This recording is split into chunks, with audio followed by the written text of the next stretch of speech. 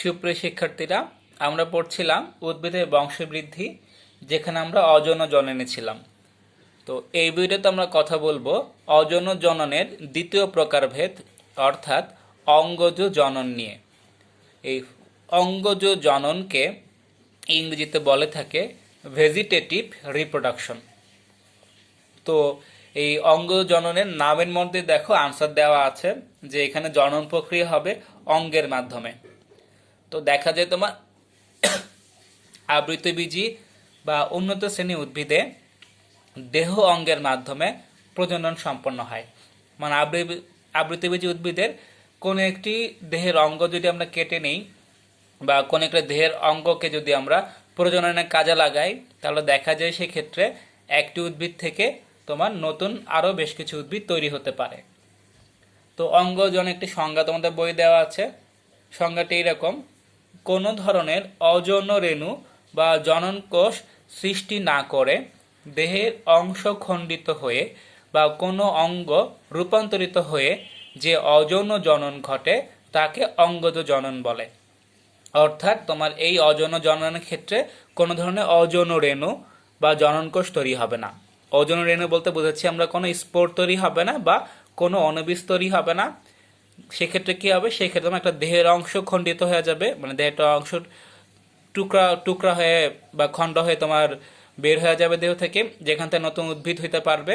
অথবা তোমার দেহের কোনো একটা অঙ্গ এমনভাবে পরিবর্তিত হবে বা রূপান্তরিত হবে যেন সেই অঙ্গটি প্রজননে অংশ নিতে পারে। এবার আসা হচ্ছে এই অঙ্গজ জননের প্রকারভেদ। এই অঙ্গজ জননের যে প্রকারভেদ সেটি হচ্ছে আমরা ভাগ করতে পারবো এইভাবে। সেটা হচ্ছে প্রাকৃতিক নিয়মে অঙ্গজ জনন ঘটতেছে নাকি অন্য উপায়ে ঘটতেছে, তার উপর ভিত্তি করে অঙ্গজ জনন হচ্ছে দুই প্রকার। একটি প্রকার তোমার হচ্ছে প্রাকৃতিক বা স্বাভাবিক অঙ্গজ জনন, আরেকটি প্রকার তোমার হচ্ছে কৃত্রিম অঙ্গজ জনন। এই প্রাকৃতিক অঙ্গজ জনন তোমার যেটি, সেটি হচ্ছে সম্পূর্ণ প্রাকৃতিক নিয়মে ঘটে থাকে, কৃত্রিমভাবে কোনো কিছুই করতে হয় না। আর কৃত্রিম অঙ্গজ জনন তোমার যেটি, সেটি হচ্ছে প্রাকৃতিক বা স্বাভাবিক নিয়মে হবে না, এটিকে আমাদের মানুষকে কৃত্রিম উপায়ে করতে হবে। অর্থাৎ এখানে মানুষের বেশ কিছু ভূমিকা আছে, যেখানে প্রাকৃতিক অঙ্গজ জননে মানুষের তেমন কোনো ভূমিকা নেই। এই প্রাকৃতিক অঙ্গজ জনন বিভিন্ন পদ্ধতিতে হতে পারে, আমরা সেই পদ্ধতিগুলো নিয়ে জানার চেষ্টা করব। যেমন প্রথম পদ্ধতি হচ্ছে দেহের খণ্ডায়ন। এটা মানে তোমার হচ্ছে একটা নিম্ন শ্রেণীর উদ্ভিদের দেহ যদি তোমার 2 বা 3টা খণ্ডে ভাগ হয়ে যায় বা একাধিক খণ্ডে ভাগ হয়ে যায়, তাহলে তোমার প্রতিটি খণ্ডই একটি নতুন উদ্ভিদ আকারে রূপ নিবে। আর এই দেহের খণ্ডায়ন তোমার ঘটে থাকবে সাধারণত নিম্ন শ্রেণীর উদ্ভিদ যেমন স্পাইরোগেরা, শৈবাল, মিউকর ছত্রাকে। ঠিক আছে, স্পাইরোগেরা একটা শৈবালের নাম আর মিউকর তোমার একটি ছত্রাকের নাম। তো এখন দেখো এই প্রসেসটা হচ্ছে কীরকম। প্রসেস হচ্ছে দেহ কোনো কারণে যদি খণ্ডিত হয়, প্রতিটা খণ্ডই এক একটি নতুন উদ্ভিদ হয়ে যাবে। আমি তোমাদের বোঝার জন্য একটা ছবি এঁকেছি, তোমরা চাইলে পরীক্ষায় ছবিটা ইউজ করতে পারবে। সেটা হচ্ছে দেখো এখানে তোমার কিন্তু একটা বিশাল স্পাইরোগেরা শৈবাল আছে। তো স্পাইরোগেরা শৈবালটার মনে করো এইটা একটা কোষ, এইটা একটা কোষ। কোনো একটা কারণে আমরা দেখতে পারলাম যে এই শৈবালটা মাঝ বরাবর 2 ভাগ হয়ে গেছে। ঠিক আছে, স্পাইরোগেরা শৈবালটা মাঝ বরাবর 2 ভাগ হইল। এই 2 ভাগ হওয়ার ফলে এই একটা খণ্ড হইল, এই একটা খণ্ড হইল। এই প্রতিটা খণ্ডে তোমার এখন নতুন স্পাইরোগেরা শৈবাল হিসেবে বিবেচিত হবে এবং তারা কিন্তু আস্তে আস্তে তোমার তাদের আকারটা বৃদ্ধি করবে, অর্থাৎ পরিপূর্ণ স্পাইরোগেরা শৈবাল হিসেবে তারা রূপ লাভ করতে পারবে।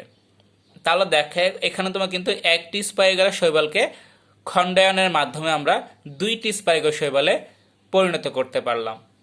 এই জন্য অনেকে মজা করে বলে যে স্পাইরোগেরা শৈবাল বা মিউকর ছত্রাক বা তোমার ওই হাইড্রা নামে একটি নিম্নশ্রেণীর উদ্ভিদ আছে, তাদের তোমার ধ্বংস নাই, কারণ তারা তোমার হচ্ছে গিয়ে খণ্ডায়নের মাধ্যমে খুব দ্রুত তোমার তাদের সংখ্যা বৃদ্ধি করতে পারে। আর তুমি যতই টুকরো করো না কেন, মাঝখান থেকে কাটা দাও না কেন, তারা কিন্তু মারা যাবে না। তারা আসলে আরো বেশি সংখ্যা আকারে তাদের বংশ বিস্তার করতে সক্ষম হবে বা তাদের সংখ্যা দুনিয়াতে বৃদ্ধি পাবে। এরপরে আসো আমাদের সেকেন্ড যে অঙ্গজ জনন, প্রাকৃতিক অঙ্গজ জনন, সেটি তোমার হচ্ছে মূল দ্বারা প্রাকৃতিক অঙ্গজ জনন বা বাইরুটস যে অঙ্গজ জনন হয় সেই প্রক্রিয়াটি। তো এখানে তোমার কিছুই হয় না, জাস্ট তোমার উদ্ভিদের যে মূলটি আছে, উদ্ভিদের মূলটি তোমার নতুন উদ্ভিদে কনভার্ট হয়ে যায়। ঠিক আছে, মানে এখানে উদ্ভিদের মূলগুলো রূপান্তরিত মূল, এই রূপান্তরিত মূলগুলো তোমার রূপান্তরিত হয়েছে খাদ্য গ্রহণ বা তোমার হচ্ছে চলাচল বা তোমার এই প্রজনন প্রক্রিয়ার জন্য। এই প্রজনন প্রক্রিয়ার জন্য বা খাবার গ্রহণ বা প্রতিকূল অবস্থায় টিকে থাকার জন্য রূপান্তরিত মূলগুলো থেকে তোমার নতুন উদ্ভিদ তৈরি হবে। এর উদাহরণ তোমার হচ্ছে মিষ্টি আলু, ডালিয়া, শতমলি, পটল, কাকরোল ইত্যাদি তোমার ফল। আর জমিতে যখন চাষ করা হয় তখন দেখা যায় যে মিষ্টি আলু বা পটল বা ডালিয়া বা শতমলি বা কাকরোলের যে মূলটি রয়েছে সেই মূলটি তোমার পুঁতে দেওয়া হয় এবং তখন সেই মূল থেকে তোমার নতুন উদ্ভিদ তৈরি হয়। নর্মালি কিন্তু আমরা উদ্ভিদের মূলগুলোকে মাটির নিচে পুঁতে দেই না, আমরা নর্মালি যে কাজটা করি আমরা কিন্তু বীজ পুঁতে দেই। ঠিক আছে, কিন্তু এই ক্ষেত্রে আমরা যেমন শিমের গাছ লাগালে শিমের বীজই আমরা দিব, বা কাঁঠালের গাছ লাগালে কাঁঠালের বীজ আমরা দিব, মরিচ গাছ হলে মরিচের বীজ দিব। কিন্তু এই ক্ষেত্রে এই যে উদ্ভিদগুলো আমি নাম নিলাম তাদের ক্ষেত্রে কিন্তু আমরা মূলগুলোকে দিব, যে মূল থেকে তোমার নতুন উদ্ভিদ তৈরি হবে। এরপর দেখো তোমার হচ্ছে রূপান্তরিত কাণ্ডের দ্বারা প্রাকৃতিক অঙ্গজ প্রজনন। তো এখানে তোমার যে কাজটি ঘটে সেটি হচ্ছে উদ্ভিদের দেহে এক বিশেষ প্রকারের পরিবর্তিত কাণ্ডের উৎপত্তি ঘটে এবং এই কাণ্ডগুলো পরিবর্তন ঘটে প্রজননের জন্য অথবা খাদ্য সঞ্চয়ের জন্য অথবা বিভিন্ন প্রতিকূলতায় টিকে থাকার জন্য। এই পরিবর্তিত কাণ্ড বা রূপান্তরিত কাণ্ডগুলো মাঝে মধ্যে তোমার প্রজননে অংশ নিতে পারে। তো এই রূপান্তরিত কাণ্ডগুলোর অনেক বিশেষ বিশেষ প্রকারভেদ আছে, আমরা প্রতিটি প্রকারভেদ সম্পর্কে একটু জানার চেষ্টা করব।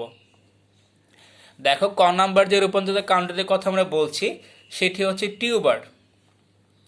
তো এই টিউবারটা কি? টিউবার তোমার হচ্ছে কিছু কিছু উদ্ভিদে মাটির নিচের শাখার অগ্রভাগে খাদ্য সঞ্চয়ের ফলে স্ফীত হয়ে কন্দের সৃষ্টি হয়। কন্দ মানে তোমার হচ্ছে স্ফীতাকার একটি রূপ। যেমন মনে করো তোমরা আলুর কথা চিন্তা করো, তো আলু গাছে কাটে দেখা যায় আলু গাছটি তোমার বৃদ্ধিপ্রাপ্ত হয়ে মাটির নিচে চলে যায়। আমি একটু আইকা দেখে তোমাদেরকে, এই তোমার হচ্ছে মনে করো আলু গাছ, ঠিক আছে? তো এই মনে করো তোমার হচ্ছে আলু পাতা, আসলে আলু পাতা এরকম না, অন্যরকম হয় দেখতে। এই তো মনে করো আলু গাছে আলু পাতা, আর তোমার এই তোমার হচ্ছে আলু গাছটা নিচের দিকে আছে। তো দেখা যায় তোমার এই কিছু শুধু মাটির নিচে শাখা, এই মাটির নিচের শাখাটার অগ্রভাগে তোমার খাদ্য সঞ্চয়ের ফলে স্ফীত আকার হয়ে একটি কন্দের সৃষ্টি হয়। ঠিক আছে, এই তোমার স্ফীত আকারে কন্দের সৃষ্টি হইলো, এই কন্দটা তোমার হচ্ছে পরিবর্তিত কাণ্ড। এইটা হচ্ছে আমাদের আলু। ঠিক আছে, যে গোল আলু খাওয়া বাসায় সেই গোল আলু। এই তোমার হচ্ছে স্ফীত বা কন্দ, যেটা আসলে তোমার রূপান্তরিত কাণ্ডের স্ফীত আকার রূপ, বা স্ফীত মানে হচ্ছে মোটা হওয়ার রূপ। মোটা হওয়ার কারণ হচ্ছে সে খাবার সঞ্চয় করে রসল হয়ে গেছে তাই সে মোটা, আর খাবার সঞ্চয় করছে যেন তার প্রতিকূল অবস্থায় টিকে থাকার জন্য যে খাদ্যের দরকার সেই খাদ্য যেন এই মূল থেকে সাপ্লাই, এই কাণ্ড থেকে সাপ্লাই দেওয়া যায়। অর্থাৎ আলু গাছের খাবারগুলো সাপ্লাই হবে এই আলুর কাণ্ডটি দ্বারা। এই তোমার যে রূপান্তরিত কাণ্ডের আলুটি আছে, এই রূপান্তরিত কাণ্ডের আলু থেকে কিন্তু তোমার আলুর পরবর্তী বংশধর তৈরি হবে। অর্থাৎ তোমার এখানে এই রূপান্তরিত আলুটাই তোমার প্রজননে অংশ নিবে। তো দেখা যাক কি করে সেই ঘটনা ঘটে। দেখবে আমাদের বাসায় যে আলুগুলা আনে, অনেক সময় আম্মুরা বলে যে বাতি আলু বলে, বা তোমার হচ্ছে অনেক পুরানো আলু বলে। সেই পুরানো আলুগুলোতে দেখা যায় যে আলুর গায়ে তোমার এরকম ছোট ছোট এরকম গর্তের মতো সৃষ্টি হয়, যে গর্তগুলোকে দেখলে মনে হয় এগুলো মানুষের চোখের মতো বা ক্ষুদ্র ক্ষুদ্র প্রাণীর চোখের মতো। তো আলুর গায়ে যেরকম ক্ষুদ্র ক্ষুদ্র গর্ত থাকে, সেই গর্তের গায়ে দেখবে এরকম ক্ষুদ্র ক্ষুদ্র কিছু গুড়ি গুড়ি অংশে বের হচ্ছে, এরকম গোলা গোলা অংশে বের হয়। তো এই তোমার আলু বা টিউবার, তার গায়ে যে ছোট ছোট গর্তগুলো আছে তাদের নাম হচ্ছে চোখ বা আই। এই আই থেকে ক্ষুদ্র ক্ষুদ্র যে অংশগুলো, গোলাকার অংশগুলো বের হচ্ছে, সেগুলো তোমার হচ্ছে মূলত কুড়ি বা মুকুলও বলতে পারো তুমি। এই কুড়িগুলো বৃদ্ধিপ্রাপ্ত হলে এরকম অঙ্কুরিত মুকুলের মতো দেখাবে। এই অঙ্কুরিত যে মুকুলটি, সেই অঙ্কুরিত মুকুল থেকে তোমার নতুন উদ্ভিদ তৈরি হবে। আর এই যে তোমার কুঁড়িগুলো চোখের যে জায়গায় অবস্থান করতেছে সেই জায়গায় দেখবে কিছু কিছু আইসের মতো অংশ দেখা যায়। তো এই গর্তের বা চোখের যে আইসাকার অংশগুলো বা আইসাকার যে তোমার পাতাগুলো আছে, যেগুলো মূলত অসবুজ কালার, মানে সবুজ কালারের না, এই চোখের বা গর্তের যে আঁশের মতো অসবুজ যে পাতা অংশগুলো আছে সেগুলোকে বলা হয় তোমার শল্কপত্র। এবং আইসায় যে অংশগুলো পাবা সেগুলোই শল্কপত্র। এই শল্কপত্রের যে কক্ষটা মানে ঘরটা, সেই ঘরের মধ্যে তোমার মুকুলগুলো তৈরি হচ্ছে। ঠিক আছে, তার মানে কনসেপ্ট হচ্ছে এরকম, টিউবারের ভিতরে ছোট ছোট গর্ত হয় যাদেরকে চোখ বলা হবে। চোখের ভিতরে তোমার আইসের মতো অসবুজ শল্কপত্র থাকে, যার কক্ষের ভিতরে তোমার কুঁড়ি বা মুকুল উৎপন্ন হয়। যে কুঁড়ি বা মুকুল থেকে তোমার নতুন উদ্ভিদ বা নতুন আলু গাছ তৈরি হয়ে থাকে। এরপর যে টপিকটি তোমরা পাবে সেটি হচ্ছে রাইজোম। তো এই রাইজোমটি তোমার হচ্ছে মাটির নিচে সমান্তরালভাবে অবস্থানকারী একটি রূপান্তরিত কাণ্ড। মানে মাটির সাথে এটা সমান্তরালে থাকবে, এরকম লম্বালম্বী হবে না, এটা হচ্ছে লম্বালম্বী অবস্থান। এটা তোমার হচ্ছে মাটির সাথে সমান্তরালভাবে অবস্থান। মাটির উপরে আদা বা তোমার রাইজোম জাতীয় উদ্ভিদগুলো এরকম সমান্তরাল অবস্থান করবে। তো এদের কাণ্ডের মতো বেশ কিছু পর্ব মধ্যে পর্বসন্ধি থাকবে।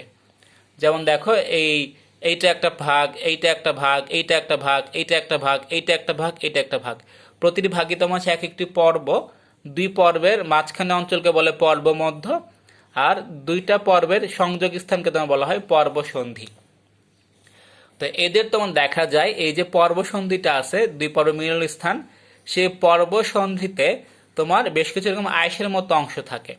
ঠিক আছে, এবং সেখানে তোমার কিন্তু একটা কক্ষের মতো অবস্থান তৈরি হয়। একটু জুম করে দেখাই, তোমার মনে করো এইটা হচ্ছে আমাদের পর্ব, এইটা একটা পর্ব, এইটা মনে করো আরেকটা পর্ব। তো এই জায়গায় তোমার পর্বসন্ধি। ঠিক আছে, এই পর্বসন্ধি তোমার একটা কক্ষের মতো অংশ তৈরি হয়। এর গায়ে বেশ কিছু তোমার আইসের মতো অংশ থাকে। ঠিক আছে, তো এই আইসাকার অংশটা মনে হচ্ছে শল্কপত্র। এই তো মনে হচ্ছে শল্কপত্রের কক্ষটা।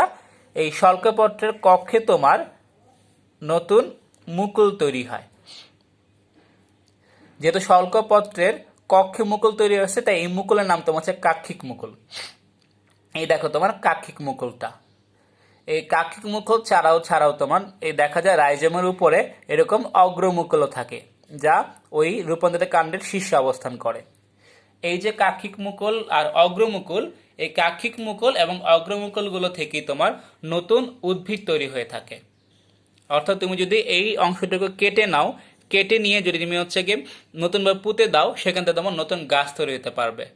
ঠিক আছে, আমি যে ছবিটা রাখছি সেটা মূলত তোমার হচ্ছে আদা গাছের ছবি। তো এই আদা তোমার হচ্ছে সব থেকে বিখ্যাত তোমার রাইজোম। এরপর তোমার যেটি পাবে সেটি হচ্ছে কন্দ বা বাল্ব। তো এই কন্দ বা বাল্ব তো বুঝতে পারতেছো যে এটি হচ্ছে একটি রসালো স্ফীতাকার বা মোটা অংশ বা একটি উদ্ভিদের একটা রূপান্তরিত কাণ্ড, যেটি তোমার হচ্ছে গিয়ে রস ধারণ করার মাধ্যমে আকারে মোটা বা স্ফীত আকার ধারণ করেছে। এখন দেখো, এই কন্দ বা বাল্বগুলো মূলত অতি ক্ষুদ্র কাণ্ড।